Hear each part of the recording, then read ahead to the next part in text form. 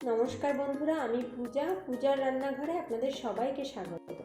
আজ আমি আপনাদের সাথে শেয়ার করব গ্রাম বাংলার অতি পরিচিত এবং অত্যন্ত জনপ্রিয় একটি রেসিপি, বেগুন আলু দিয়ে ট্যাংরা মাছের পাতলা ঝোল। গরম ভাতের সাথে এই মাছের ঝোল থাকলে দুপুরের খাওয়াটা একদম জমে যায়। চলুন দেখে নিই এই রান্না করতে কি কি লাগছে। প্রথমেই আমি 300 গ্রাম ট্যাংরা মাছ নিয়ে নিয়েছি। এখন মাছগুলোকে ভালোভাবে কেটে পরিষ্কার করে ধুয়ে জল ঝরিয়ে নিয়েছি। এখন মাছের মধ্যে সামান্য লবণ ও হলুদ দিয়ে মেখে 5 থেকে 7 মিনিটের জন্য রেখে দেব।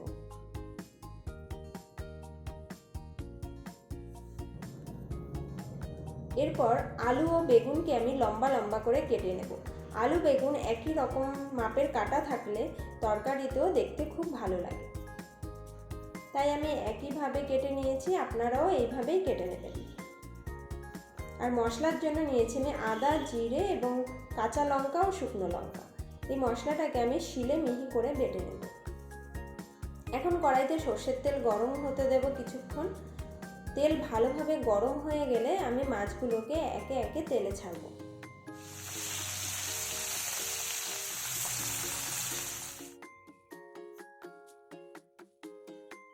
এপিট ওপিট উল্টে পাল্টে মাছগুলোকে আমি হালকা ভেজে নেব। খুব বেশি কড়া করে ভাজবো না, তাহলে স্বাদ কমে যাবে।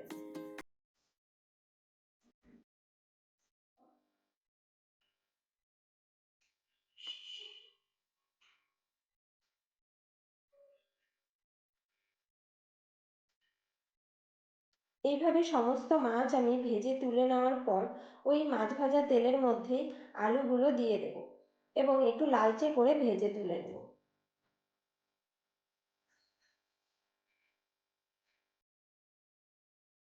এরপর বেগুনগুলোকেও সামান্য লবণ ও হলুদ দিয়ে ভেজে তুলে নেব।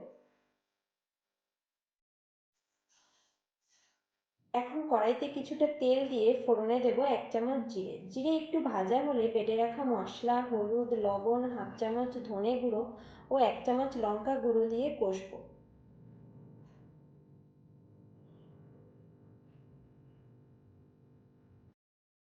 এখন টমেটো কুচি দিয়ে মশলা ভালোভাবে 2 মিনিট কষে নেব, যাতে টমেটো ভালোভাবে গলে যায় এবং মশলা থেকে তেল ছাড়তে শুরু করে।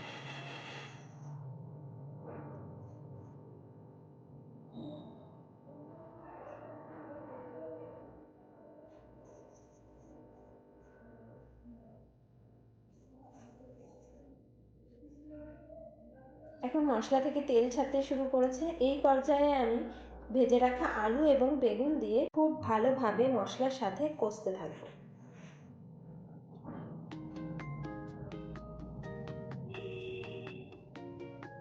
এখন মশলার কাঁচা গন্ধ চলে গেলে দিয়ে দেব গরম জল।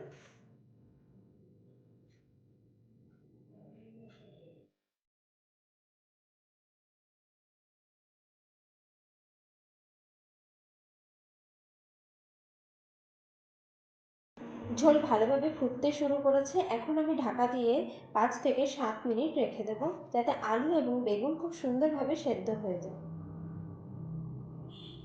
7 মিনিট পর ফিরে এলাম। দেখুন এখন আলু ও বেগুন ভালোভাবে সেদ্ধ হয়ে গেছে।